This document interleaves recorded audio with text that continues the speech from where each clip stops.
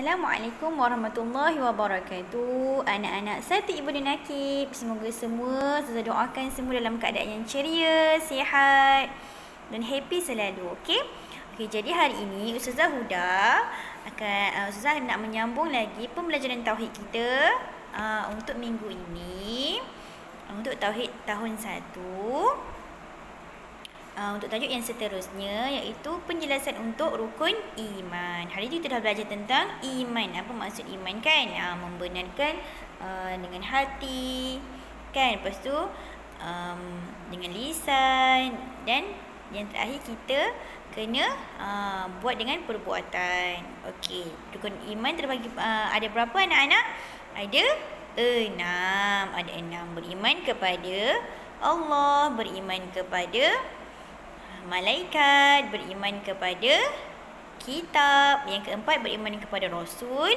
Kelima, beriman kepada hari kiamat. Dan keenam, beriman kepada qada dan qadar. Alhamdulillah. Jadi saya harap semua orang, anak-anak semua dapat ingat rukun iman ada 6.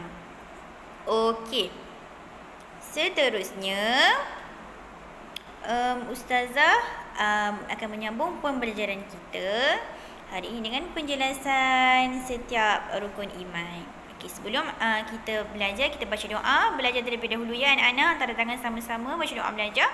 Bismillahirrahmanirrahim. Allahumma taf'alaina hikmataka wa nsyur alaina min hazaini rahmatika ya arhamar rahimin. Rabbi syrah li sadri wa yassir li amri wahlul 'uqdatam min lisani yafqahu qawli.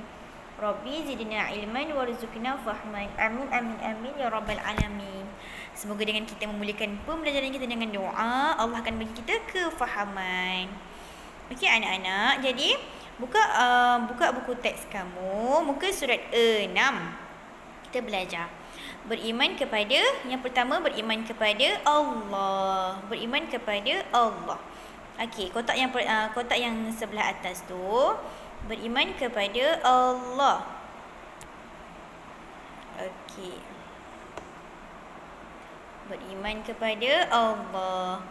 Beriman kepada Allah bererti wajib meyakini, kita kena percaya yang Allah itu ada. Allah tu ada di mana-mana. Kedua, Allah itu esa. Dan yang ketiga, tiada yang serupa bagi Allah. Tak ada apa pun perkara, benda dalam dunia ni menyamai seperti Allah. Tak ada siapa yang sama macam Allah. Seterusnya, beriman kepada malaikat. Beriman kepada malaikat. Beriman kepada malaikat bererti wajib kita kena percaya yang malaikat ni dijadikan daripada cahaya. Bukan macam manusia dijadikan daripada tanah ya anak-anak. Malaikat kita kena percaya malaikat dijadikan daripada cahaya.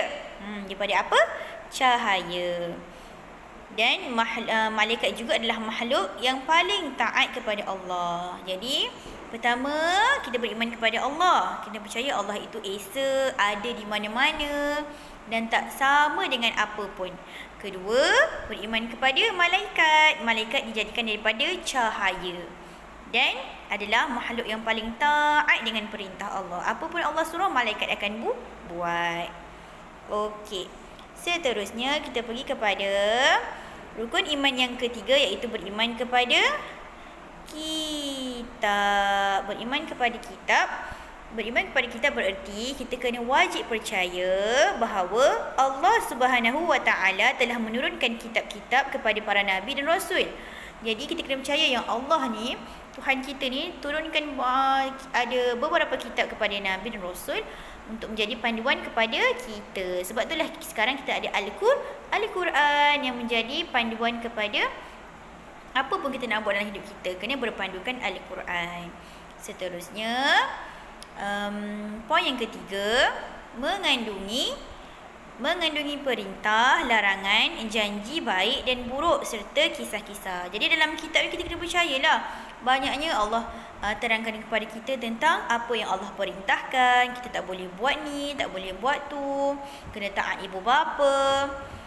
Lepas tu Allah dia bagi tentang Allah terangkan dalam Al-Quran tentang syurga, neraka, semua tu betul. Dan kisah-kisah para nabi dalam Al-Quran pun semua betul. Jadi kita kena jadikan panduan untuk hidup kita. Itu beriman kepada kitab yang ketiga.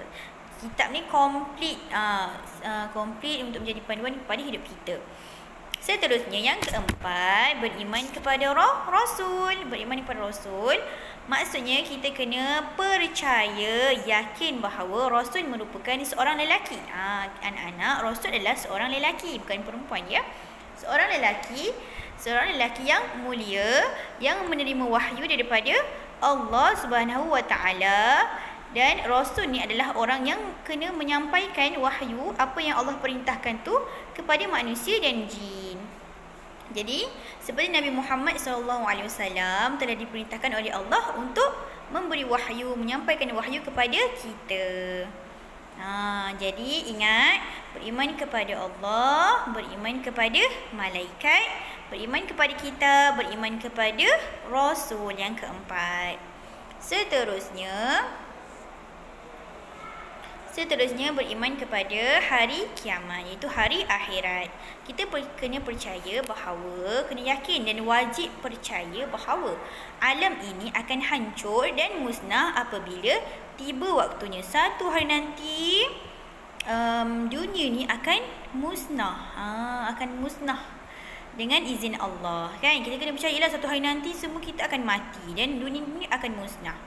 Akan adanya hari akhirat, yang mana hari yang Allah nak timbang amalan kebaikan dan keburukan kita.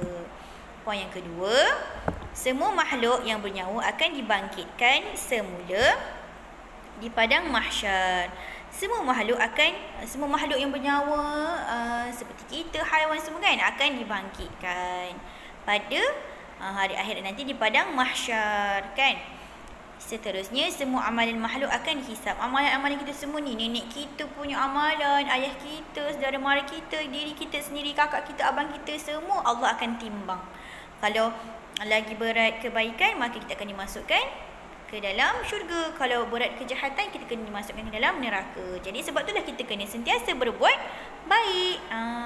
Dan yang terakhir, beriman kepada qada dan qadar. Beriman kepada qada dan qadar bermaksud kita kena percaya bahawa qada ialah pelaksanaan dan qadar ialah ketentuan Allah. Qada ini kita kena buat perkara yang Allah suruh, dan qadar adalah satu benda yang telah Allah tetapkan untuk kita.